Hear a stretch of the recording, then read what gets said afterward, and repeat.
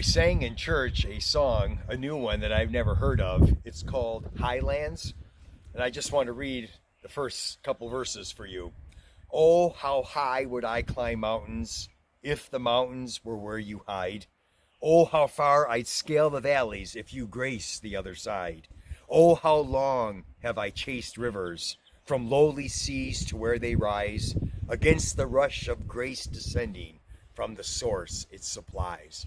You know, the theme of mountains is something in the scriptures. In Psalm 121, it says, I will lift up my eyes to the hills. Where does my help come from? My help comes from the Lord, the maker of heaven and earth. The maker of heaven and earth is the one true God. God above all gods, King above all kings, the one who created you to be the crown of his creation. You know, there's something about mountains in the Bible. Abraham, he was called to sacrifice his son up on the mountain, but God spared him from that and said, no, Abraham, I just was testing your faith.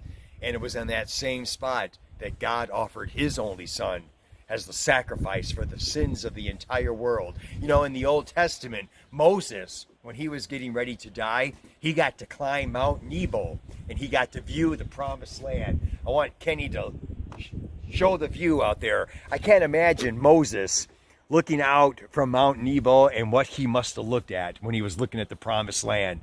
Isn't that just beautiful?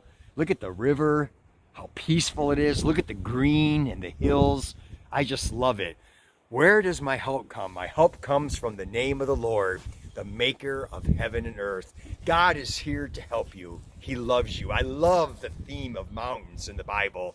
You know, what is it about it? Is it because of the grandeur of the mountains? Is it to remind us of the grandeur and the splendor of our God? Our God is mighty. He can move mountains. He says that if we have faith the size of a mustard seed, we could move mountains. I remember as a little kid once, I took that verse to heart, and I was out in the woods one time, and I'm like, tree, move.